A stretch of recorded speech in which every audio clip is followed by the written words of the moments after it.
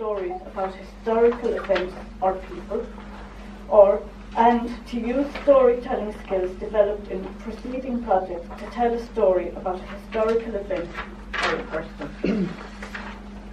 Our time allowed is 7 to 9 minutes. Madam Toastmaster. Thanks, Moira.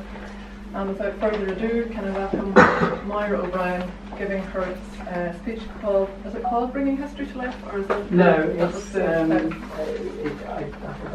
it's called TBA. It's TBA. No, it's called The Judicious Murder of Art and Mary.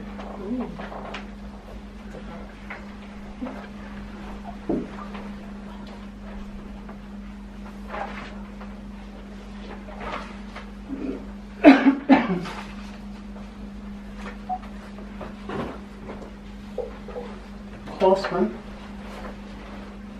is riding down the road slowly, looking round, left to right. He comes to a bridge near Carriganilla, crossing the river Fotheridge.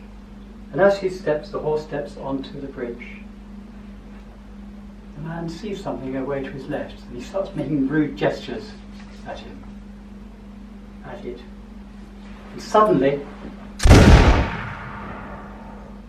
a shot rings out. The man slumps over his saddle. Toastmaster, fellow Toastmasters, and PJ, welcome guest. Let me introduce you to Art O'Leary. Art is a captain in the Hungarian Hussars, which is a regiment of the Empress Maria Theresa of the Austro-Hungarian Empire. Now, Art was born in 1746. His father was a gentleman farmer. Now, that's actually quite unusual because they were a Catholic family and these were the penal times. They lived in a house just west of Macroom called Rathley. And Art was, well, he had a high opinion of himself, let's say. In those days, he might have been described as being a peacock. He liked nothing more than to get on his fine horse and ride around the marketplace in Macroom, asking people to admire how pretty he looked on his horse. In fact, that was how he met his future wife. His future wife was Eibhlin de Chonaill.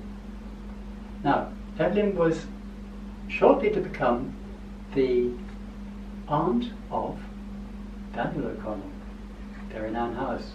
So they were well connected. Now, Art was well educated, at least we assume so, and his father can't have been poor because he would have had to have purchased the commission in the Hussars. So it's evident that they were reasonably well off. But Art had a bit of a temper. He was quick to rise to a challenge. And this brought him into conflict with the local gentry, and none more than the High Sheriff of County Cork, one Abraham Morris. Now, Abraham lived in a big house called Hanover House, which still exists and is just to the north of Macroom. And one day there was a fracas at Hanover House, which led to fisticuffs, and a servant of Morris's was injured. Now, Morris took this to the local magistrates, and they issued a warrant for Art's arrest and a bounty of £20 on his head. And this was in 1771. Now, Art wasn't present when these proceedings took place, and so later on that year, in October, he put an entry into the Cork Evening Post, protesting his innocence and demanding that he had a fair trial. Now, Strangely, nothing seems to have happened as a result of this, because Art was able to return to his regiment, and for the next 2 years he was untouched. But we now come to the early part of 1773. Now in those days there were annual races at a crew, and Art entered his horse, this fine horse, into the races against, amongst others, a horse belonging to Abraham Morris. Now, there's something I have to tell you about this. In those days, a Catholic was forbidden to own a horse that was worth more than £5. And if he did, anybody could demand that they sell this horse to that person for that sum of £5. Well, as it transpired, Morris's horse lost the race, and Morris then demanded that Art sell him the horse under the law for £5, which Art declined. In fact, he then struck Morris with his horsewhip and challenged him to a duel.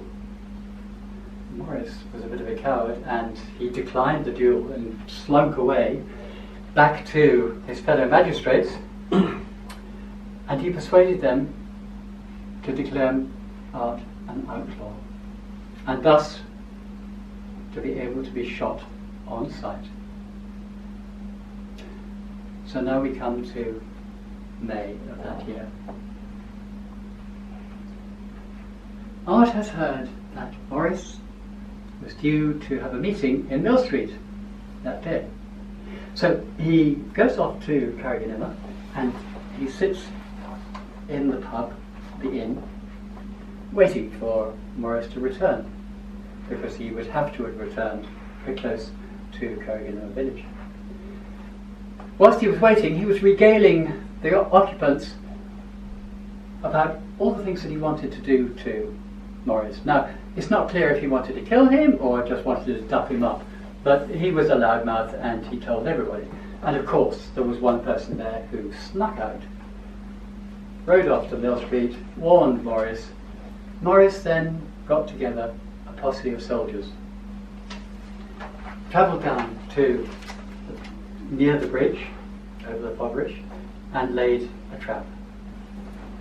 So, Art comes along. Now, he must have guessed that there was something afoot and things weren't quite as he intended, because he was on his guard and looking around.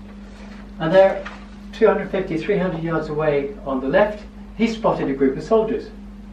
Now, Art was a professional soldier, so he knew that a musket only had a range of 50, 60 yards with any accuracy. So he knew he was perfectly safe. So he was making, the metaphorical two fingers in the